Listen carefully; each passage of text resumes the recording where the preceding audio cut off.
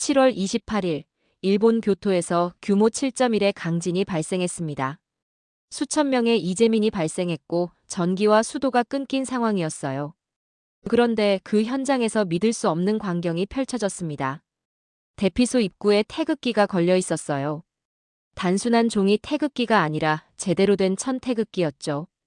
일본 땅 한복판에서 태극기가 바람에 펄럭이고 있었던 거예요. 그리고 그 태극기 밑에는 손글씨로 쓴 팻말이 하나 있었어요. 이 국기는 싸우기 위한 게 아닙니다. 함께 살아가기 위한 겁니다. 정말 믿기 힘드시겠지만 이건 실제로 일어난 일입니다. 교토 현지 언론과 일본 전국 방송에서 연일 보도했을 정도로 화제가 됐어요. 하지만 더 놀라운 건 그 뒤에 숨겨진 이야기였어요. 저는 그 전까지 일본에서 정말 힘든 시간을 보내고 있었거든요. 한일 역사 갈등 때문에 차별을 당했고 한국인이라는 이유로 냉대받기 일쑤였죠. 실제로 한 일본 학생은 제게 이런 말을 했어요. 한국인은 항상 피해자 코스프레를 한다면서 비웃었어요. 그 말을 듣고 정말 상처받았죠. 그래서 마음을 닫고 조용히 살아가려고 했었는데 그날 밤 모든 게 바뀌었습니다. 지진이 일어나고 대피소에 모인 수백 명의 일본인들 사이에서 저는 선택해야 했어요. 그냥 구석에 숨어 있을 것인가, 아니면 나서서 도울 것인가. 결국 저는 움직였어요. 울고 있는 아이들을 달래주고 물을 나눠주고 담요를 정리했죠. 그런데 정말 신기한 일이 벌어지기 시작했어요. 처음에는 저 혼자였는데 하나둘씩 한국인들이 모여들기 시작한 거예요. 일본에 사는 제1교포들, 다른 대학의 한국인 유학생들까지 소셜미디어를 통해 소식을 듣고 찾아온 거였어요. 그들이 가져온 건 단순한 구호물품이 없었어요. 김치찌개, 비빔밥, 떡볶이 같은 한국 음식들을 정성스럽게 만들어 왔어요. 그리고 각각의 음식마다 손편지가 달려 있었죠. 힘든 시간이지만 함께 이겨나가요. 한국에서 온 마음입니다. 누가 왜 일본 한복판에 태극기를 걸었을까요? 그리고 일본 언론은 그 장면을 보고 왜 혐오가 멈춘 곳에 희망이 자랐다고 보도했을까요? 더 놀라운 건 차별받던 한국인 유학생들이 어떻게 일본인들을 구하는 주체가 됐는지예요. 심지어 일본인들이 스스로 말했거든요. 처음엔 한국 사람들을 좋게 생각하지 않았는데 이제 생각이 바뀌었다고요. 과연 그날 밤 무슨 일이 벌어진 걸까요? 왜 한국인들은 욕을 먹으면서도 이런 일을 하는 걸까요? 그리고 그 작은 태극기 하나가 어떻게 수백 명의 마음을 바꿨을까요? 그럼 그때 그 믿을 수 없었던 이야기를 처음부터 자세히 들려드리겠습니다. 제 이름은 이선유입니다. 교토대학교에서 환경과학 석사과정을 밟고 있는 한국인 유학생이에요. 하지만 바로 그 순간으로 돌아가 보겠습니다. 7월 28일 밤 11시 43분이었어요. 저는 기숙사방에서 논문을 쓰고 있었어요. 내일 교수님께 제출해야 할 과제가 있었거든요. 갑자기 건물이 흔들리기 시작했어요. 처음에는 대수롭지 않게 생각했죠. 일본에서는 작은 지진이 자주 일어나니까요. 하지만 흔들림이 점점 강해졌어요. 책상 위에 물컵이 떨어져서 깨졌어요. 이상하다 싶어서 창밖을 내다봤는데 다른 건물들도 흔들리고 있었어요. 그때 핸드폰에서 긴급 재난 문자가 울렸어요. 규모 7.1의 강진이라고 나와 있었어요. 정말 큰 지진이었어요. 기숙사 건물 전체가 삐걱거리는 소리를 냈어요. 복도로 나가보니 다른 학생들도 모두 나와 있었어요. 일본 학생들이 대부분이었죠. 다들 무서워하고 있었지만 저에게는 별다른 관심을 보이지 않았어요. 평소와 똑같았죠. 사실 저는 일본에서 정말 힘든 시간을 보내고 있었어요. 한국인이라는 이유로 차별을 당하는 일이 많았거든요. 처음 일본에 왔을 때는 기대가 컸어요.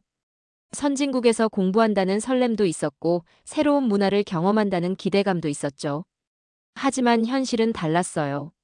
한일 역사 갈등 때문에 저를 곱지 않게 보는 사람들이 많았어요.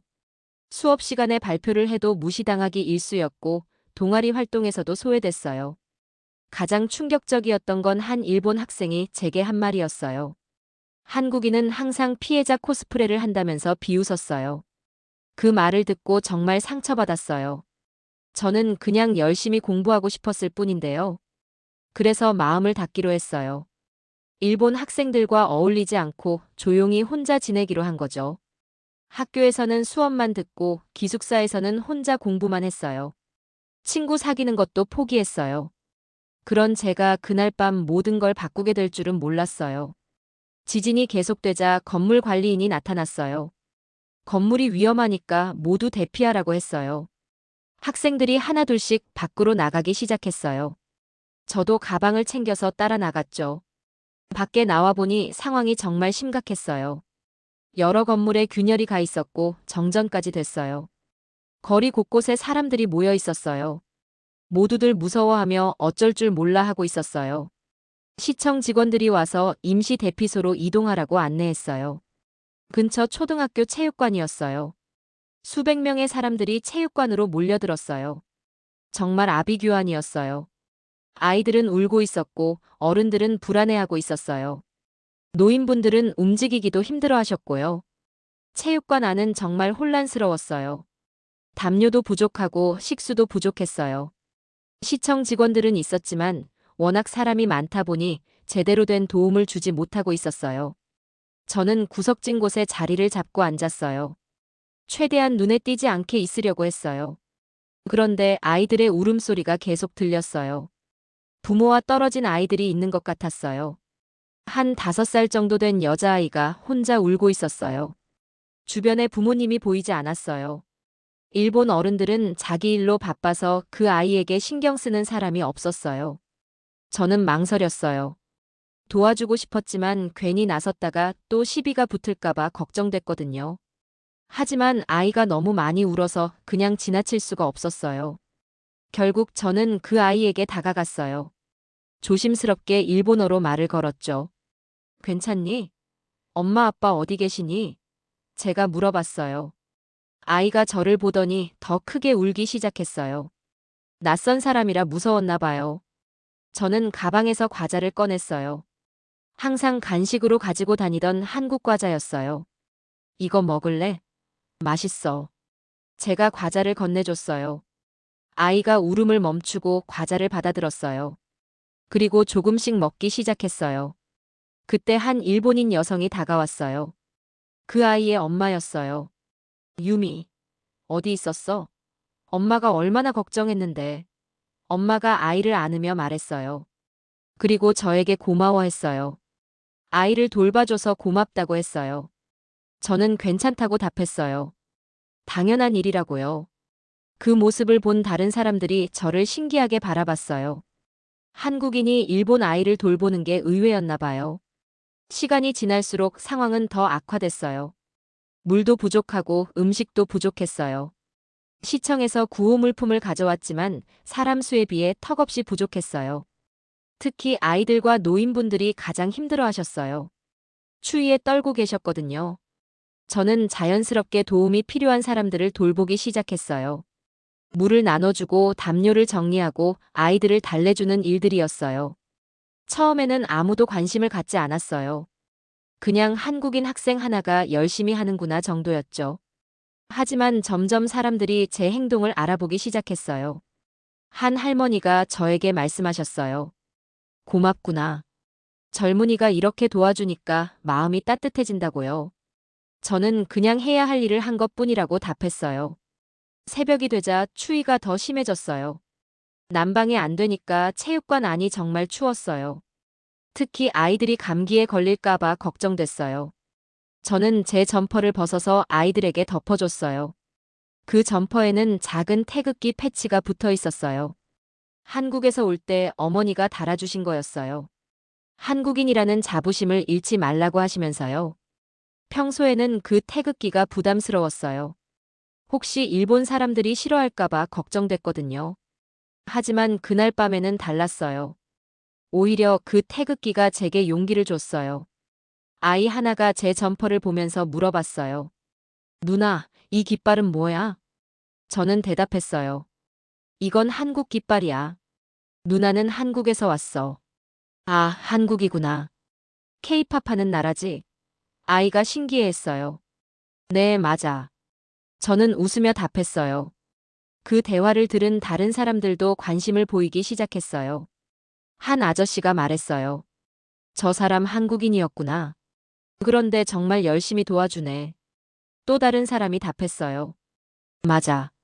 우리보다 더 열심히 하는 것 같아. 저는 그런 시선들을 느끼면서도 계속 일을 했어요. 제가 멈출 이유는 없었거든요. 새벽 5시쯤 되니까 더 많은 구호 물품이 도착했어요. 하지만 여전히 사람들을 체계적으로 도울 사람이 부족했어요.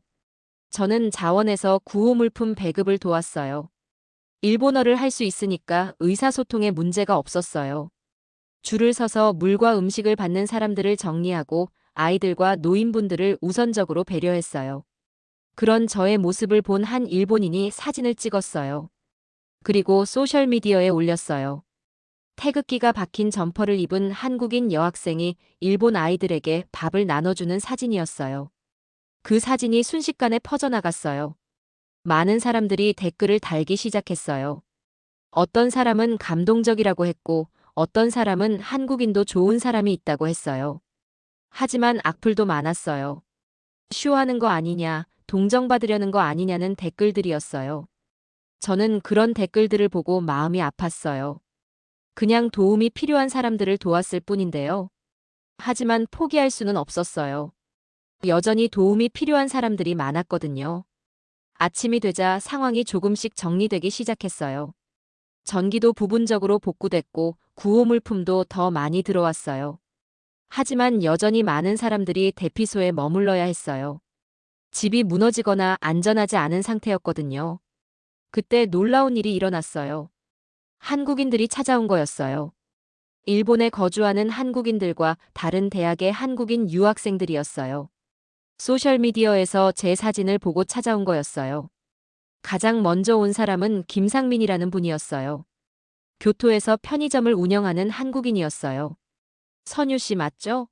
정말 고생 많으셨어요. 김상민 씨가 제게 말했어요. 저는 당황했어요. 어떻게 저를 아시냐고 물어봤어요.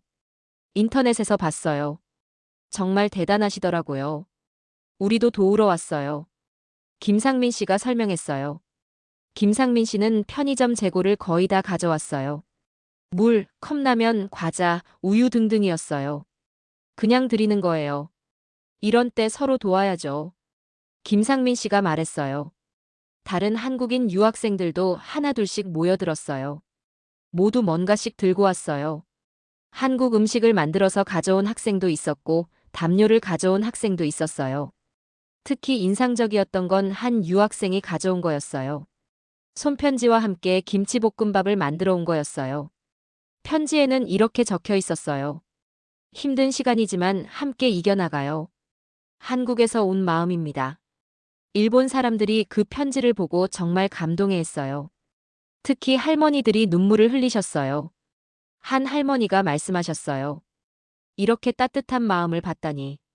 정말 고맙구나. 한국인 학생들이 늘어나면서 구호 활동도 더 체계적이 됐어요. 각자 역할을 나눠서 더 효율적으로 도울 수 있게 됐어요. 어떤 학생은 아이들을 돌봤고 어떤 학생은 노인분들을 도왔어요. 저는 전체적인 상황을 파악하고 조정하는 역할을 맡았어요. 그런데 정말 놀라운 일이 일어났어요. 누군가 대피소 입구에 종이로 만든 태극기를 붙인 거예요. 누가 했는지는 모르겠지만 조그만 태극기가 입구에 붙어 있었어요. 그 태극기를 본 일본 사람들의 반응이 다양했어요. 어떤 사람은 신기해했고 어떤 사람은 고마워했어요.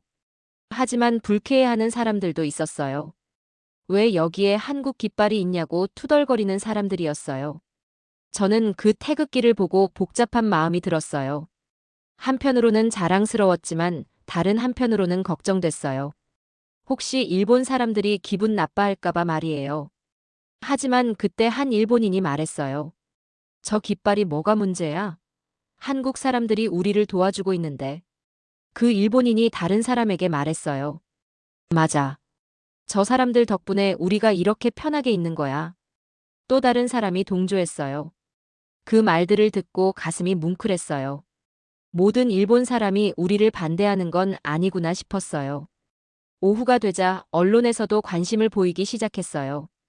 한 지역 방송국 기자가 대피소에 취재를 왔어요. 기자가 저에게 인터뷰를 요청했어요. 한국인으로서 이런 일을 하는 이유가 뭐냐고 물어봤어요. 저는 간단하게 답했어요. 그냥 도움이 필요한 사람들이 있어서 도운 것뿐이에요. 특별한 이유는 없냐고 기자가 다시 물어봤어요.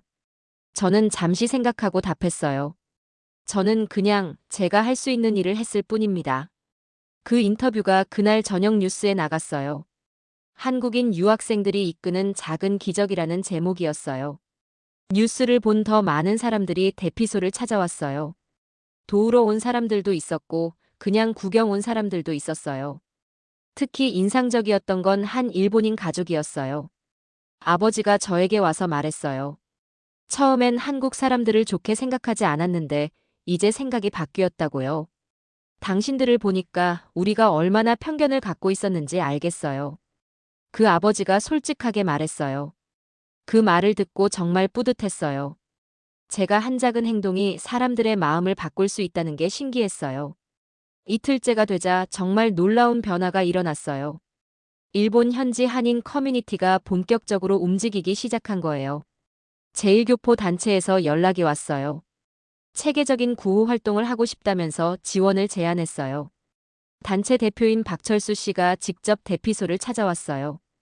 50대 중반의 온화한 분이었어요. 선유 씨, 정말 고생 많으셨어요. 저희가 늦게나마 도우러 왔습니다. 박철수 씨가 인사했어요. 박철수 씨는 트럭 한 대 분량의 구호 물품을 가져왔어요. 담요, 의약품, 식료품까지 정말 많은 양이었어요. 이거 어떻게 준비하신 거예요? 저는 놀라서 물었어요. 제1교포 사회에서 성금을 모았어요. 하루 만에 모인 거예요. 박철수 씨가 설명했어요. 정말 감동적이었어요. 일본에 살고 있는 한국인들이 이렇게 빨리 움직일 줄 몰랐거든요. 그뿐만 아니라 교토 시내 다른 지역의 한국인들도 속속 합류했어요. 한국 식당 사장님들이 음식을 만들어 오셨고 한국 학원 선생님들이 아이들을 돌봐주셨어요. 특히 인상적이었던 건 한국 음식의 힘이었어요. 김치찌개, 비빔밥, 떡볶이 등을 가져왔는데 일본 사람들이 정말 좋아했어요. 한 할아버지가 김치찌개를 드시면서 말씀하셨어요. 이런 맛은 처음인데 정말 몸이 따뜻해지는구나. 아이들도 떡볶이를 정말 좋아했어요. 처음 먹어보는 맛이라면서 더 달라고 했어요. 음식을 나눠주면서 자연스럽게 한국 문화도 알려드릴 수 있었어요. 한국 요리 레시피를 물어보는 분들도 계셨고 한국어를 가르쳐달라는 분들도 계셨어요. 특히 젊은 사람들은 케이팝에 대해 관심을 보였어요. 한 대학생이 저에게 말했어요. 한국에 정말 관심이 많았는데 이렇게 직접 만나게 되니까 더 좋아지는 것 같아요. 그런 반응들을 보면서 정말 뿌듯했어요. 단순한 구호 활동을 넘어서 문화 교류가 되고 있었거든요. 그런데 더 놀라운 일이 일어났어요. 누군가 대피소 입구의 종이 태극기를 더 큰 천 태극기로 바꿔건 거예요. 누가 했는지는 모르겠지만 이번에는 제대로 된 태극기가 걸려 있었어요. 그 태극기를 본 사람들의 반응이 이번에는 달랐어요. 대부분 긍정적이었어요. 한 아주머니가 말씀하셨어요. 저 깃발 참 예쁘네. 한국 깃발이구나. 또 다른 분은 이렇게 말씀하셨어요. 저 깃발을 보니까 마음이 따뜻해지네. 우리를 도와주는 마음이 느껴져. 물론 여전히 불편해하는 사람들도 있었어요. 하지만 예전보다는 훨씬 적었어요. 오히려 태극기를 지키려는 사람들이 더 많았어요. 한 일본인 청년이 태극기를 떼려는 사람에게 말했어요. 왜 저걸 떼려고 해요? 저 사람들이 우리를 도와주고 있는데. 그런 모습들을 보면서 정말 감동받았어요. 일본 사람들이 스스로 우리를 지켜주고 있었거든요. 셋째 날 아침에는 더 큰 변화가 있었어요. 교토시장이 직접 대피소를 찾아온 거예요. 시장이 한국인 자원봉사자들을 불러 모았어요. 그리고 공식적으로 감사 인사를 표했어요. 여러분의 도움 덕분에 이 어려운 상황을 잘 넘길 수 있었습니다. 정말 고맙습니다. 시장이 인사했어요. 그리고 놀라운 제안을 했어요. 앞으로 교토시의 재해 대응 매뉴얼에 외국인 자원봉사자 활용 방안을 포함하겠다는 거였어요. 특히 한국인 커뮤니티와의 협력을 공식화하고 싶다고 했어요. 박철수 씨가 대표로 답했어요. 언제든 도울 준비가 되어 있습니다. 우리도 이 지역의 일원이니까요. 그 말을 듣고 시장이 정말 감동해했어요. 이런 분들이 있어서 교토가 더 따뜻한 도시가 되는 것 같다고 했어요. 그날 오후에는 더욱 놀라운 일이 벌어졌어요. 일본 전국방송 NHK에서 취재진이 왔거든요. 기자가 저에게 인터뷰를 요청했어요. 전국에 방송될 거라고 했어요. 저는 떨렸지만 거절할 이유가 없었어요. 오히려 좋은 메시지를 전할 수 있는 기회라고 생각했어요. 한국인으로서 일본에서 이런 활동을 하는 특별한 이유가 있나요? 기자가 물었어요. 저는 잠시 생각하고 답했어요. 특별한 이유는 없어요. 그냥 사람이 사람을 돕는 건 당연한 일이잖아요. 하지만 한일 관계가 좋지 않은 상황에서 쉽지 않았을 텐데요. 기자가 다시 물었어요. 저는 솔직하게 답했어요. 처음에는 망설였어요. 하지만 눈앞에 도움이 필요한 사람들이 있는데 나라가 다르다고 모른 척할 수는 없잖아요. 그런 마음을 다른 한국인들도 공유하는 것 같은데요. 기자가 말했어요. 네, 맞아요. 한국 사람들은 원래 정이 많아요. 어려운 일이 있으면 나서서 돕는 게 우리 문화예요. 저는 자랑스럽게 답했어요. 그 인터뷰가 그날 저녁 전국 뉴스에 나갔어요. 한국인 유학생들의 따뜻한 마음이라는 제목으로 방송됐어요. 뉴스를 본 전국의 사람들이 반응을 보이기 시작했어요. 대부분 긍정적인 반응이었어요. 소셜미디어에는 한국에 감사합니다라는 해시태그가 트렌드에 올랐어요. 한 일본인이 이런 글을 올렸어요. 나는 지금까지 한국을 오해하고 있었다. 이런 따뜻한 사람들을 미워할 이유가 없다. 또 다른 사람은 이렇게 썼어요. 국경을 넘나드는 사랑을 받다. 정말 감동적이다. 물론 여전히 부정적인 댓글들도 있었어요. 하지만 긍정적인 반응이 압도적으로 많았어요. 그날 밤 대피소 분위기도 완전히 바뀌었어요. 한국인들과 일본인들이 자연스럽게 어울리고 있었어요.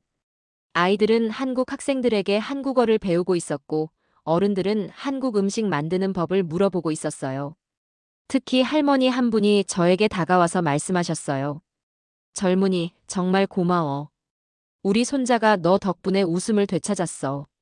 할머니가 제 손을 잡고 말씀하셨어요. 저는 그냥 당연한 일을 했을 뿐이라고 답했어요. 아니야. 당연한 일이지만 쉬운 일은 아니었을 거야. 특히 너 같은 외국인에게는 말이야. 할머니가 말씀하셨어요. 그리고 놀라운 말씀을 하셨어요. 사실 나는 젊었을 때 한국을 좋게 생각하지 않았어. 하지만 지금은 부끄러워. 너희들이 이렇게 좋은 사람들인데 말이야. 할머니가 솔직하게 말씀하셨어요. 그 말을 듣고 눈물이 날 뻔했어요. 할머니의 진심이 느껴졌거든요. 넷째 날부터는 정말 놀라운 변화가 시작됐어요.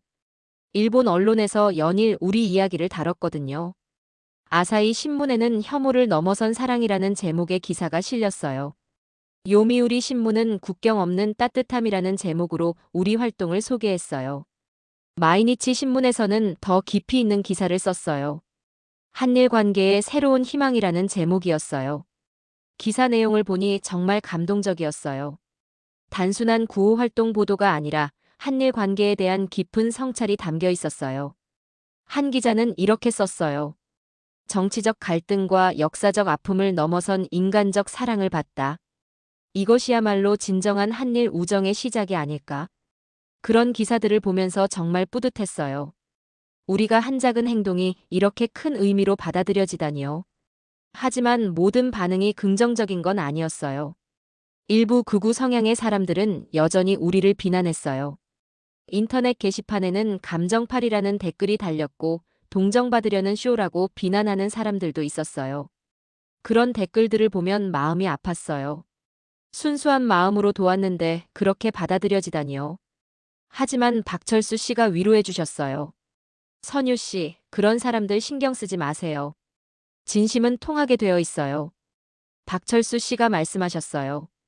실제로 대피소에서는 그런 부정적인 시선을 느낄 수 없었어요. 오히려 점점 더 따뜻해지고 있었어요. 특히 아이들의 반응이 놀라웠어요. 처음에는 낯설어하던 아이들이 이제는 우리를 보면 달려왔어요. 한국 누나, 한국 형 하면서 반겨주는 아이들을 보면 정말 마음이 따뜻해졌어요. 그런 아이들 중에 유미라는 아이가 특히 기억에 남아요. 제가 처음 도와준 그 아이였어요. 유미가 저에게 그림을 그려줬어요. 한국 깃발과 일본 깃발이 나란히 그려진 그림이었어요. 그리고 밑에 이렇게 썼더라고요. 고마워요. 사랑해요. 그 그림을 보는 순간 눈물이 났어요. 아이의 순수한 마음이 느껴졌거든요. 유미 엄마도 저에게 감사 인사를 했어요. 선유 씨 덕분에 우리 아이가 한국을 좋아하게 됐어요. 앞으로 한국어도 배우고 싶다고 해요. 유미 엄마가 말했어요.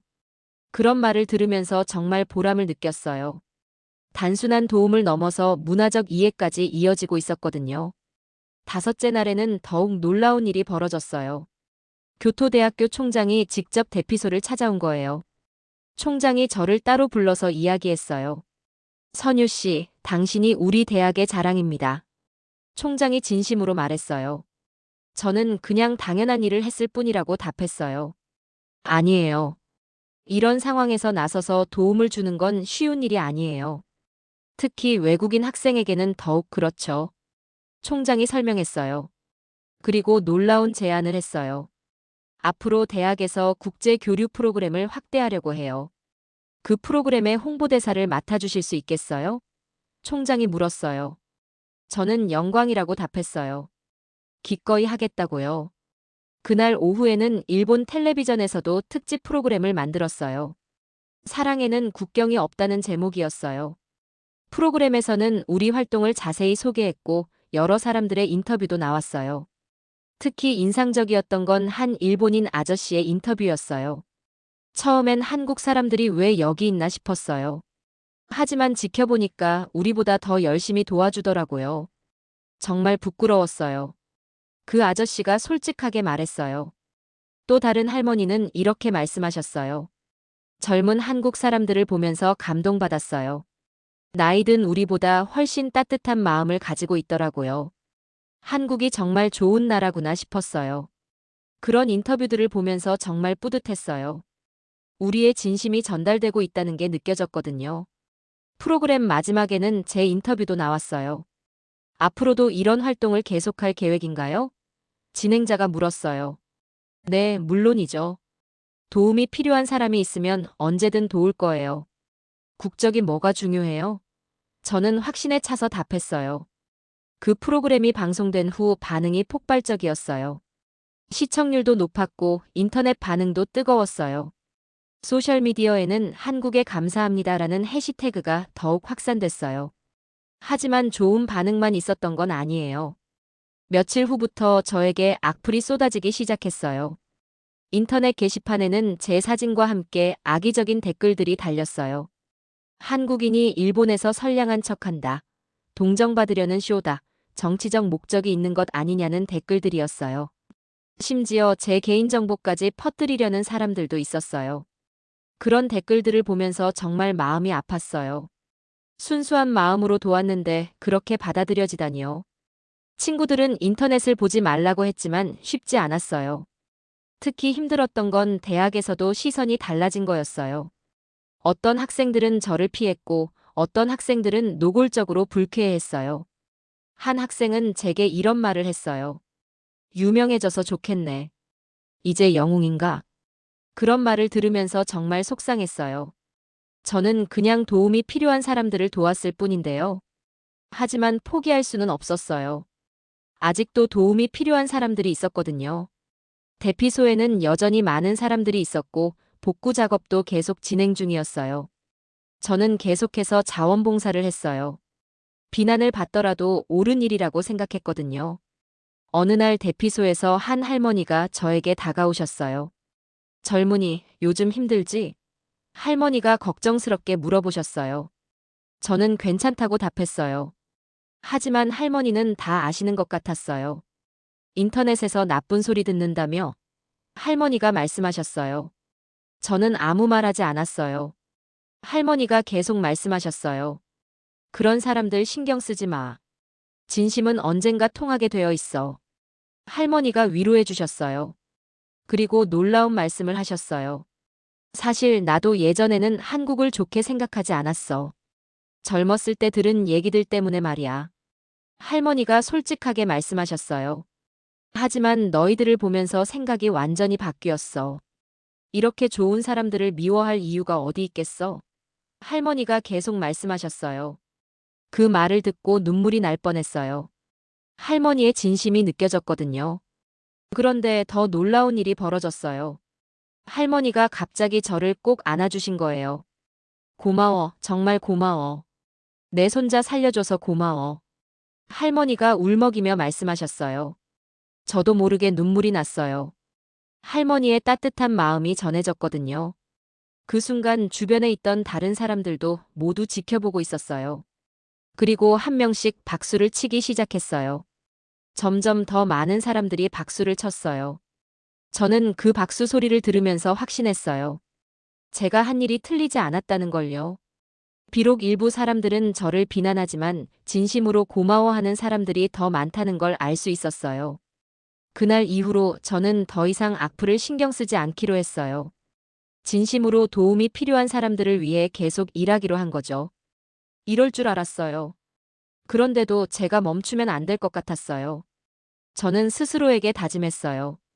일주일이 지나자 상황이 많이 안정됐어요. 전기와 수도도 대부분 복구됐고 많은 사람들이 집으로 돌아갔어요. 하지만 여전히 집이 완전히 파손되어서 대피소에 있어야 하는 분들이 계셨어요. 특히 혼자 사시는 노인분들이 많았어요. 임시주택 배정을 기다리는 상황이었어요. 저는 그분들을 끝까지 돌보기로 했어요. 학교도 잠시 휴학하고 자원봉사에 전념했어요. 그런 제 모습을 본 일본인들의 반응이 또 달라졌어요. 처음에는 신기해하던 사람들이 이제는 진심으로 고마워했어요. 특히 인상적이었던 건 한 일본인 가족이었어요. 아버지가 저에게 다가와서 깊게 고개를 숙였어요. 정말 죄송합니다. 처음에는 의심의 눈초리로 봤어요. 하지만 이제 알겠어요. 진심이었다는 걸요. 아버지가 진심으로 사과했어요. 저는 괜찮다고 답했어요. 충분히 이해할 수 있다고요. 우리 가족 모두 당신 덕분에 많은 걸 배웠어요. 한국에 대한 편견도 없어졌고요. 아버지가 계속 말했어요. 그리고 놀라운 제안을 했어요. 앞으로 우리 아이들에게 한국어를 가르쳐 주실 수 있나요?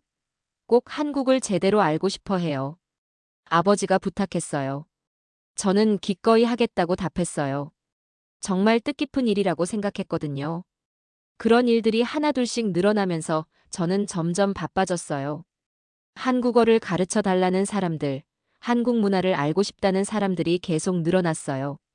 한국 음식 만드는 법을 알려달라는 분들도 많았어요.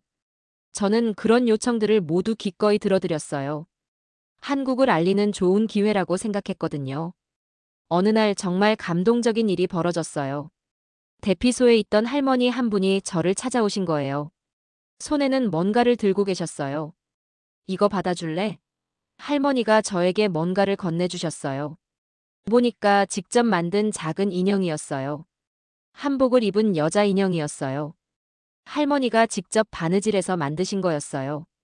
이거 나 젊었을 때 배운 바느질로 만든 거야. 한국 옷 입은 인형이야. 할머니가 설명해 주셨어요. 저는 정말 감동받았어요. 할머니가 얼마나 정성을 들였을지 상상이 됐거든요. 왜 이런 걸 만들어 주셨어요? 저는 물어봤어요.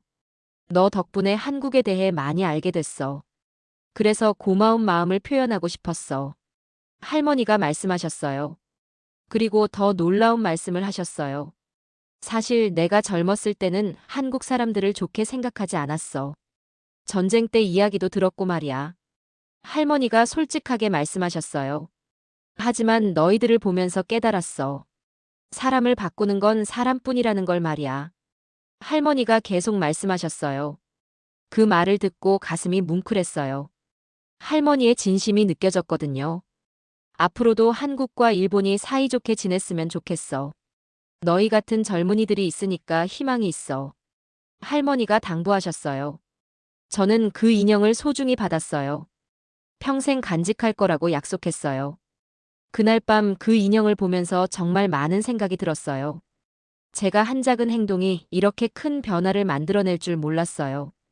한 사람의 마음을 바꾸는 것이 얼마나 어려운 일인지 알았지만 동시에 가능한 일이라는 것도 깨달았어요. 진심과 꾸준함이 있다면 편견도 바꿀 수 있다는 걸 배웠어요. 이틀 후에는 더욱 놀라운 일이 벌어졌어요. 교토대학교에서 특별 행사를 열었어요. 지진 극복과 국제 친선을 주제로 한 행사였어요. 그 행사에서 저는 특별 연사로 초청받았어요. 많은 학생들과 교수님들 앞에서 제 경험을 이야기했어요. 처음에는 떨렸지만 진심을 담아서 말씀드렸어요. 국적이 다르다고 해서 도움을 주지 않을 이유는 없다고 생각해요. 우리는 모두 같은 인간이니까요. 저는 확신에 차서 말했어요. 발표가 끝나자 기립박수가 터져나왔어요. 정말 뜨거운 반응이었어요. 그 후 많은 학생들이 저에게 다가와서 감사 인사를 했어요. 한 일본인 학생은 이렇게 말했어요. 선유 씨 덕분에 한국에 대한 생각이 완전히 바뀌었어요. 앞으로 한국어도 배우고 싶어요. 또 다른 학생은 이렇게 말했어요. 나중에 한국에 유학 가고 싶어요. 선유 씨 같은 한국 사람들을 더 만나보고 싶거든요. 그런 말들을 들으면서 정말 뿌듯했어요. 제가 작은 다리 역할을 할 수 있었구나 싶었어요. 2주가 지난 후 대피소 운영이 공식적으로 종료됐어요. 마지막 분들도 모두 임시주택으로 이주하셨거든요. 마지막 날 정말 감동적인 일이 벌어졌어요. 대피소에 있던 모든 사람들이 모여서 작별 인사를 하는 자리가 마련된 거예요. 그런데 놀라운 건 그 자리에 태극기가 여전히 걸려 있었다는 거예요. 누군가 그 옆에 새로운 팻말을 붙여놨어요. 이 국기는 싸우기 위한 게 아닙니다. 함께 살아가기 위한 겁니다. 그 글귀를 보는 순간 눈물이 났어요. 정말 감동적이었거든요. 사람들이 하나둘씩 저에게 인사를 하러 왔어요. 유미도 엄마와 함께 왔어요. 제가 그린 그림을 다시 가져왔더라고요. 누나, 이거 간직해줘. 그리고 나 잊지 마라. 유미가 제게 그림을 건네주며 말했어요. 저는 절대 잊지 않겠다고 약속했어요. 그리고 유미에게도 선물을 줬어요. 한국에서 가져온 작은 태극기였어요. 이거 가지고 있어. 그리고 한국을 기억해줘. 저는 유미에게 말했어요. 유미가 그 태극기를 소중히 받아들고 환하게 웃었어요. 할머니들도 하나씩 인사를 하러 오셨어요. 모두들 눈물을 글썽이고 계셨어요. 한 할머니가 저에게 말씀하셨어요. 젊은이, 덕분에 내 인생이 바뀌었어. 이제 한국이 정말 좋아져. 할머니가 진심으로 말씀하셨어요. 또 다른 할머니는 이렇게 말씀하셨어요. 내 손자한테 한국 이야기 많이 해줄 거야. 너 같은 좋은 사람들이 있다고 말이야. 그런 말씀들을 들으면서 정말 뿌듯했어요. 제가 한 작은 행동이 이렇게 큰 의미가 됐다니요. 마지막에는 박철수 씨가 대표로 인사말을 했어요. 이번 일을 통해서 우리가 배운 건 사랑에는 국경이 없다는 것입니다. 박철수 씨가 말했어요. 앞으로도 한국과 일본이 이런 따뜻한 관계를 유지해 나갔으면 좋겠습니다. 박철수 씨가 계속 말했어요. 그 말에 모든 사람들이 박수를 쳤어요. 정말 뜨거운 박수였어요.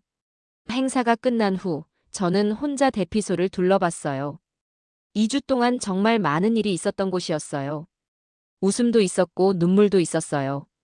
그리고 가장 중요한 건 사람들의 마음이 바뀐 곳이었어요. 대피소 입구에 걸린 태극기를 마지막으로 바라봤어요. 그 작은 깃발이 정말 많은 걸 바꿔놨구나 싶었어요.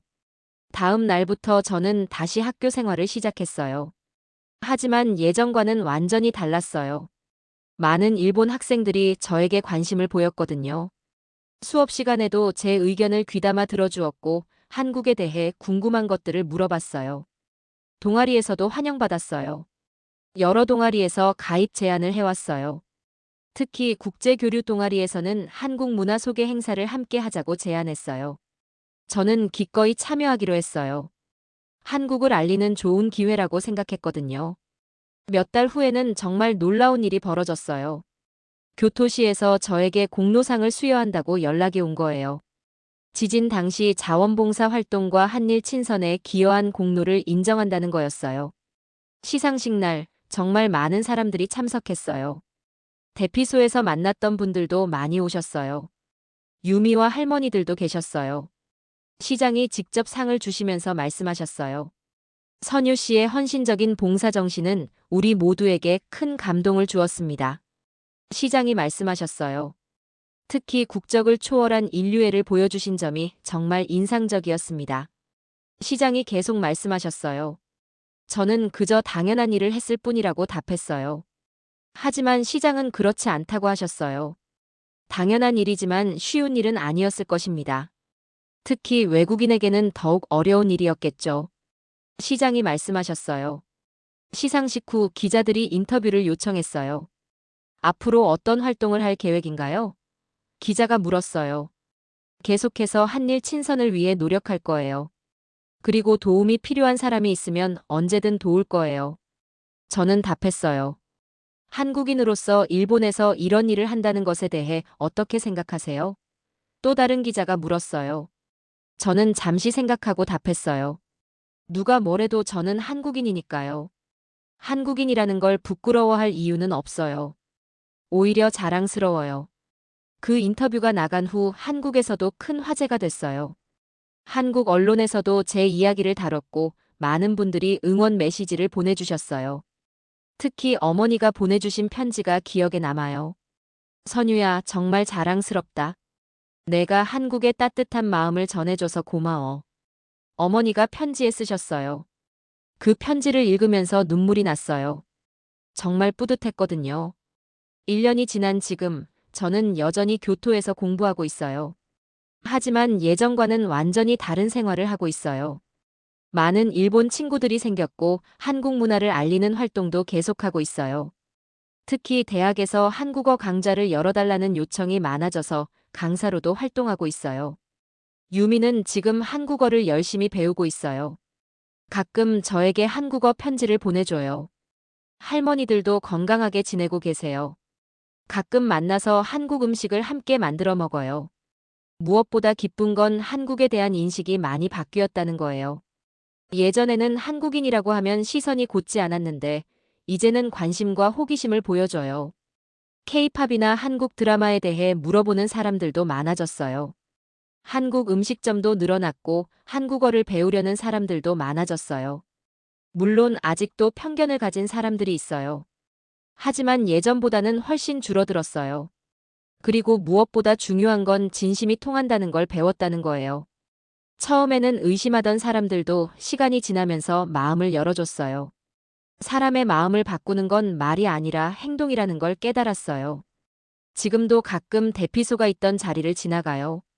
그곳에는 이제 새로운 건물이 들어섰지만 그때의 기억은 여전히 생생해요. 특히 태극기가 걸려있던 그 순간을 잊을 수 없어요. 그날 그 태극기는 단순한 깃발이 아니었어요. 희망이었고 사랑이었고 화합의 상징이었어요. 이 국기는 싸우기 위한 게 아닙니다. 함께 살아가기 위한 겁니다. 그 글귀가 지금도 제 마음속에 생생하게 남아있어요. 앞으로도 저는 그 정신을 잊지 않을 거예요. 한국인이라는 자부심을 가지고 도움이 필요한 사람이 있으면 언제든 도울 거예요. 국적이 뭐가 중요해요? 우리는 모두 같은 인간이니까요. 그날 태극기는 정말로 사람을 살렸습니다. 몸만이 아니라 마음도 살렸어요. 편견과 혐오로 얼어붙었던 마음을 녹여줬어요. 그리고 한국인이 왜 이런 상황에서도 도움의 손길을 내미는지 보여줬어요. 누가 뭐래도 저는 한국인이니까요. 그게 제가 자랑스러워하는 이유예요.